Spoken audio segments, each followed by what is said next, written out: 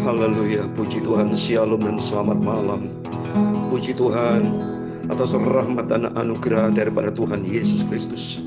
Pada hari ini Senin malam tanggal 4 Oktober 2021, kepada Bapak Ibu Saudara semua dan bersama saya keluarga kita semua, senantiasa di dalam pemeliharaan Tuhan, di dalam perlindungan Tuhan Yesus, di dalam penyertaan dan keselamatan di dalam Dia Yesus Kristus. Oleh karena Yesus baik, Yesusku luar biasa, Yesusku dahsyat, ajaib, mulia, agung, sempurna Tuhan Yesus. Bersyukur semua karena anugerah Tuhan Yesus. Dia yang layak kita sanjung tinggi. Hanya Yesus satu-satunya Tuhan Juru Selamat yang kita cintai dan sembah. Di dalam Dia Yesus ada kehidupan kekal. Di dalam Dia Yesus ada keselamatan, ada segala-galanya. Dia atas segala-galanya, dan kita tempatkan Yesus di atas segala-galanya. Saya Pastor Yakob Rahmat, pada hari ini Senin malam tanggal 4 Oktober 2021, menyanyikan semua pujian.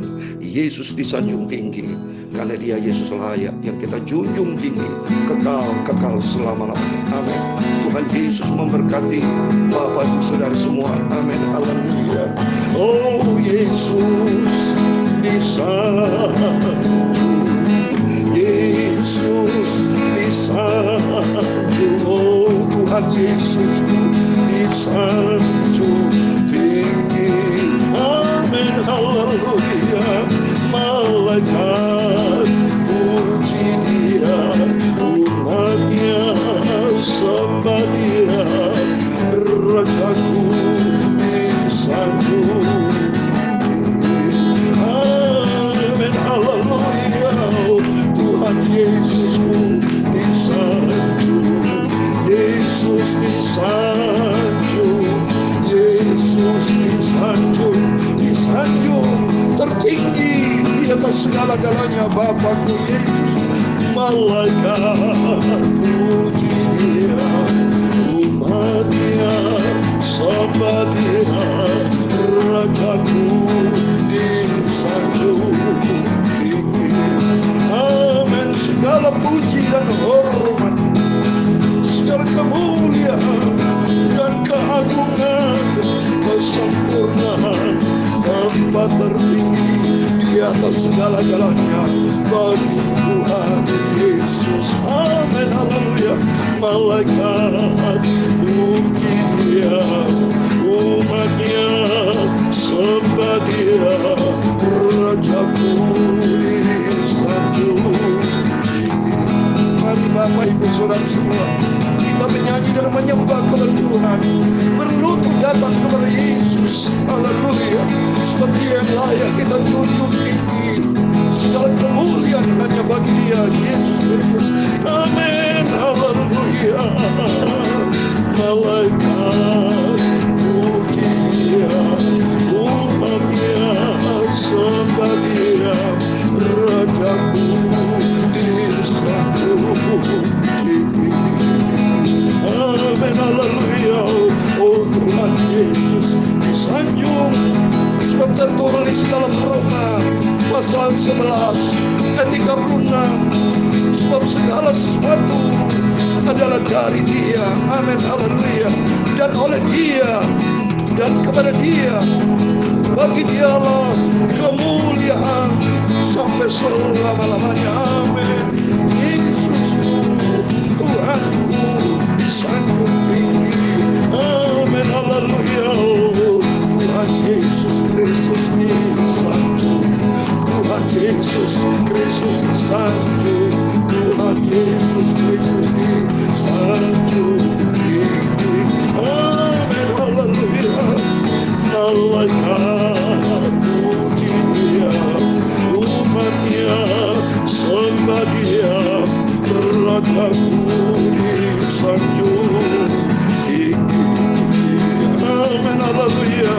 Roma 11 ayat 33. Oh alangkah dalamnya kekayaan hikmat dan pengetahuan Allah, sungguh tak terselidiki keputusan-keputusannya, dan sungguh tak terselami jalan-jalannya. Tuhan sempurna. Amin.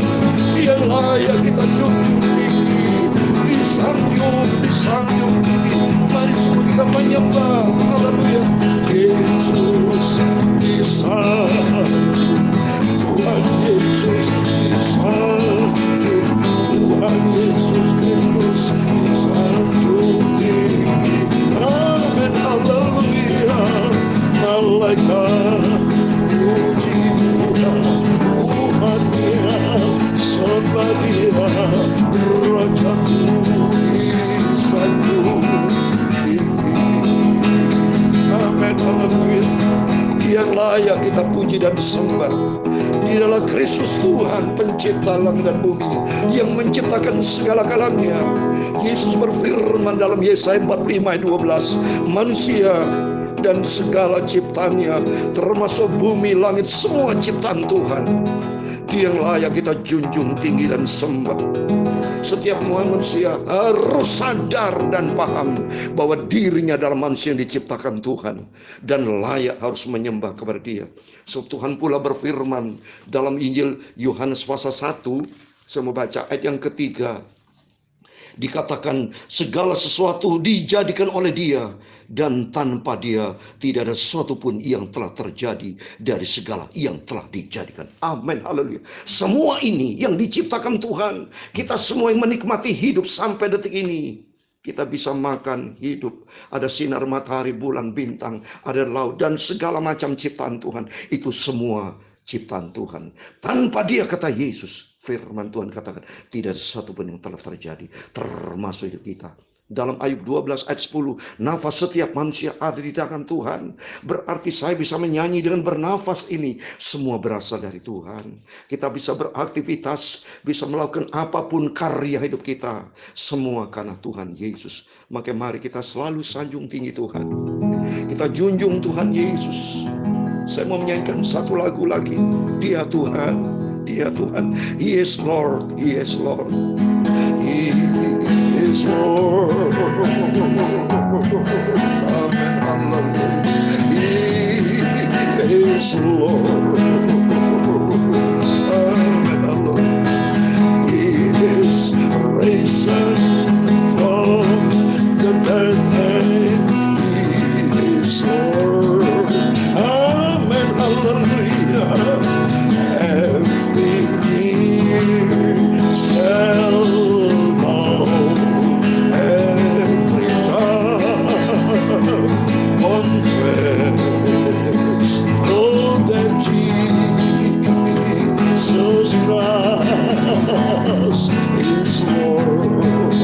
Dia Tuhan, Dia Tuhan, Dia Tuhan. Amen.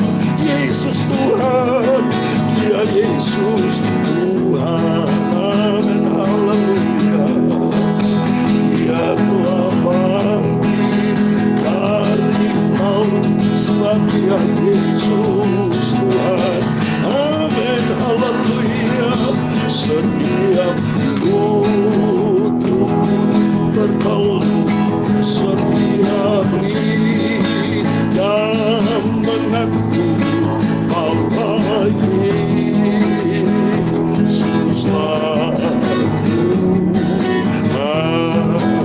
setiap lutut bertelur, setiap lutut bertelur, setiap lidah mengaku bahwa Yesus Tuhan.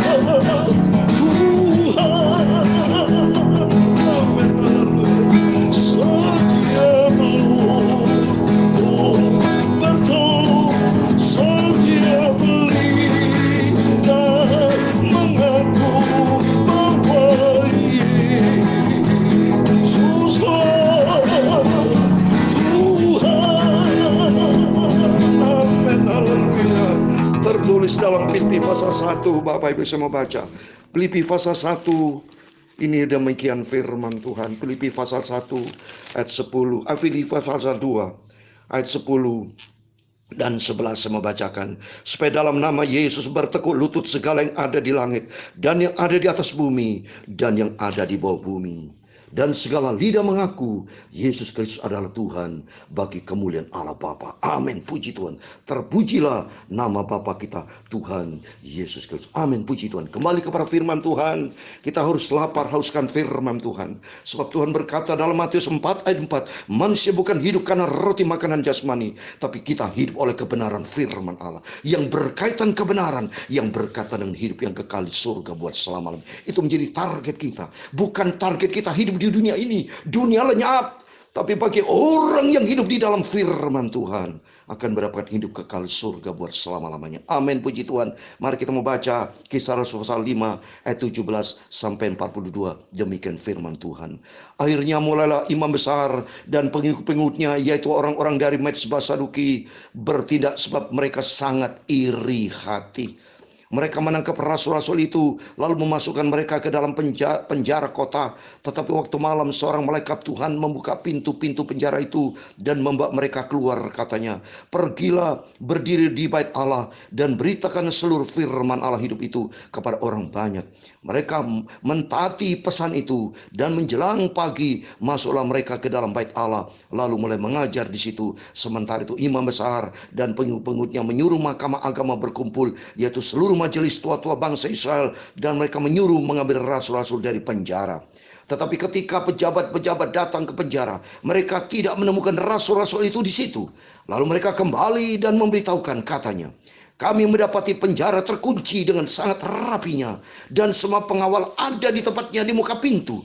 Tetapi setelah kami membukanya, tidak seorang pun yang kami temukan di dalamnya.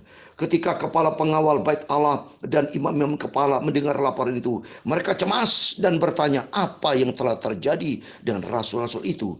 Tetapi datanglah seorang mendapatkan mereka dengan kabar, lihat, orang-orang yang telah kamu masukkan ke dalam penjara ada di dalam bait Allah, dan mereka mengajar orang banyak. Maka pergilah kepala pengawal serta orang-orang ke bait Allah, lalu mengambil kedua rasul itu, tetapi tidak dengan kekerasan, karena mereka takut kalau orang banyak melempari mereka. Mereka membawa keduanya dan menghadapkan mereka kepada mahkamah agama. Imam besar mulai menanya mereka, katanya, dengan keras kami melarang kamu mengajar dalam nama itu, namun ternyata kamu telah memenuhi Yerusalem dengan ajaranmu, dan kamu hendak menanggungkan darah orang itu kepada kami. Tetapi Petrus dan rasul-rasul menjawab, katanya, kita harus lebih taat kepada Allah daripada kepada manusia. Allah nenek moyang kita telah membangkitkan Yesus yang kamu gantungkan pada kayu salib dan kamu bunuh. Dialah yang telah ditinggikan oleh Allah sendiri dengan tangan kanannya menjadi pemimpin dan juru selamat, supaya Israel dapat bertobat dan menerima pengampunan dosa. Dan kami adalah saksi dari segala sesuatu itu, kami dan Roh Kudus yang dikaruniakan Allah dengan semua orang yang mentaati Dia. Mendengar perkataan itu, sangat tertusuk hati mereka, dan mereka bermaksud membunuh rasul-rasul itu.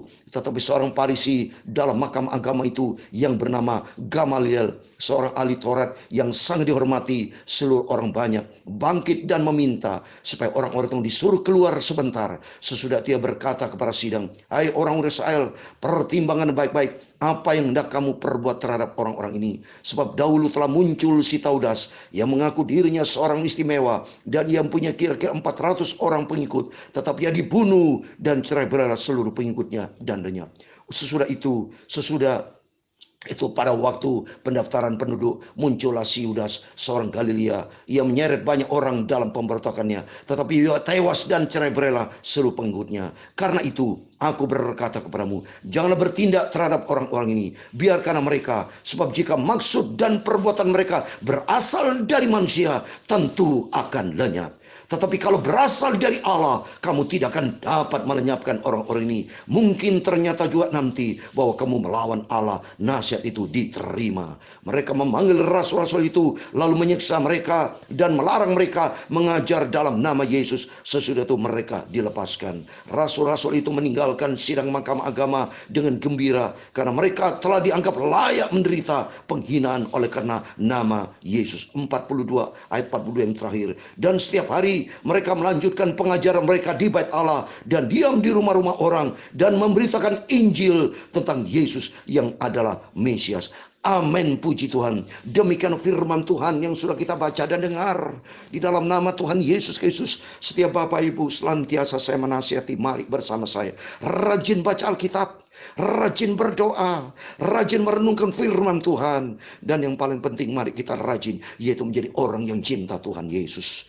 Mari kita menjadi orang yang setia kepada Tuhan. Mari kita menjadi orang yang taat dan hidup bertanggung jawab kepada Tuhan Yesus. Hidup taat arti takut akan Tuhan. Orang takut akan hidupnya penuh tanggung jawab. Dia cinta Tuhan dan setia kepada Tuhan. Karena hidup ini berasal dari Tuhan. Oleh itu mari, kalau kita hidup berasal dari Tuhan, jaga hati kita. Kalau hati kita diisi dengan firman Tuhan, maka kalau kita lihat di sini, mereka kalau cerita di sini, karena dasarnya Petrus dan mereka pelayanan berjumpa dengan Kayafas bersama dengan imam besar, mereka orang-orang yang orang Yahudi itu, maka agama mereka iri hati. Kalau kita baca di ayat 17, mereka sangat iri hati. Berjumpa dengan mereka, semua itu orang-orang dari mazhab Saduki bertindak. Di ayat 17 dikatakan sebab mereka sangat iri hati. Yang pertama saya mau terang tentang iri hati. Setiap kita jangan sampai memiliki iri hati. Kalau firman Tuhan katakan memiliki iri hati, dasar orang itu bisa bertindak kejahatan. Coba kita lihat. Kalau kita buka di dalam kitab Yakobus pasal yang ketiga, ada ayat 16 dikatakan, sebab di mana ada iri hati dan mementingkan diri sendiri, di situ ada kekacauan dan segala macam perbuatan jahat. Mari kita mendengarkan firman Tuhan hari ini, supaya kita jangan memiliki sifat iri hati. Kalau memiliki sifat iri hati ini, firman katakan bisa menimbulkan kekacauan. Dan betul kekacau ini. Petrus ditahan, dimasukkan penjara. Padahal Petrus melayani pekerjaan Tuhan.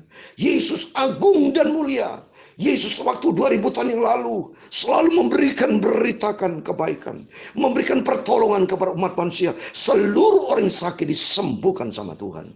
Terjadi kelaparan waktu Yesus mengajar, ya, Tuhan Yesus tidak menghadapi 5 ibu yang datang itu laki-laki, dia pulang kelaparan. Yesus memberikan makan, mereka kenyang. Setiap orang yang datang kepada Tuhan Yesus datang pulang dengan sukacita. Berjumpa dengan Sakius, Sakius berjumpa dengan Yesus, Sakius merasa sukacita.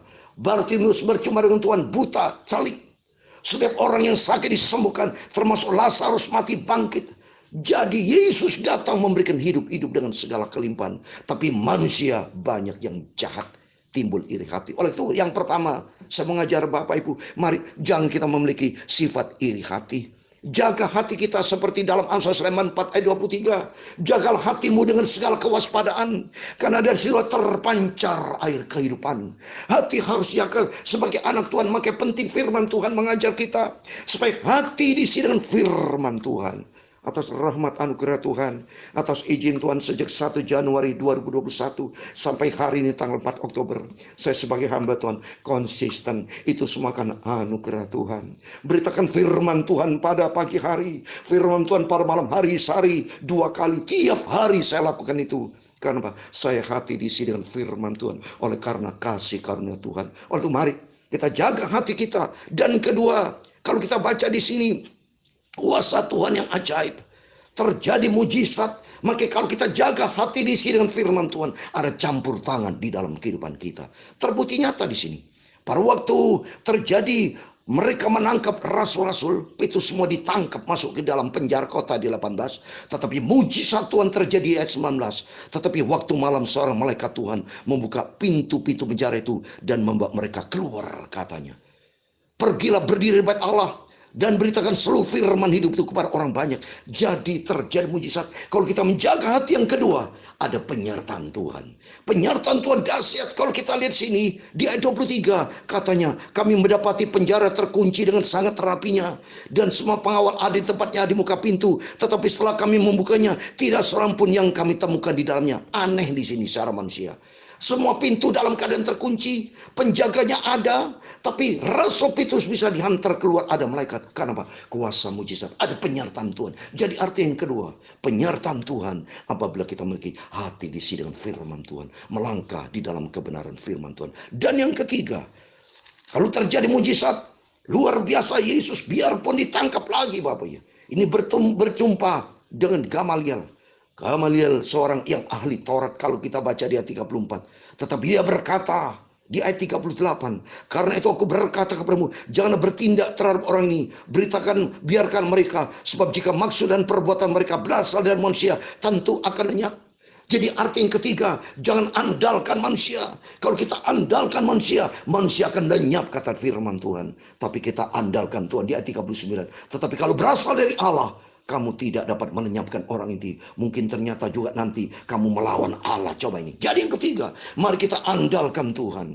Andalkan Yesus. Yang pertama kita jaga hati. Yang kedua ada penyertaan Tuhan. Dan ketiga, mari kita senantiasa andalkan Tuhan. Yesus Kristus adalah Mesias di ayat 42. Setiap hari mereka melanjutkan pengajaran mereka di bait Allah. Dan di rumah orang itu memberitakan Injil tentang Yesus adalah Mesias. Mesias artinya yang diurapi. Kita andalkan Yesus, maka pengurapan Tuhan bersama kita. Dan saya kasih ayat terakhir, Yesaya 41 ayat 10 sebagai ayat memberikan kekuatan buat kita. Pasal 41 ayat 10, janganlah takut sebab aku menyertai engkau, jangan bimbang sebab aku ini Allahmu, aku akan meneguhkan bahkan menolong engkau, aku akan menggang engkau dengan tangan kananku yang membawa kemenangan. Amin, puji Tuhan. Tuhan Yesus menyertai, memberkati Bapak Ibu semua. Mari kita jaga hati kita diisi dengan firman Tuhan. Maka kedua ada penyertaan Tuhan. Dan ketiga andalkan Tuhan. Karena Mesias yang diurapi Roh Kudus akan senantiasa menyertai kita. Tuhan Yesus memberkati Bapak Ibu semua. Amin. Yesus disanjung,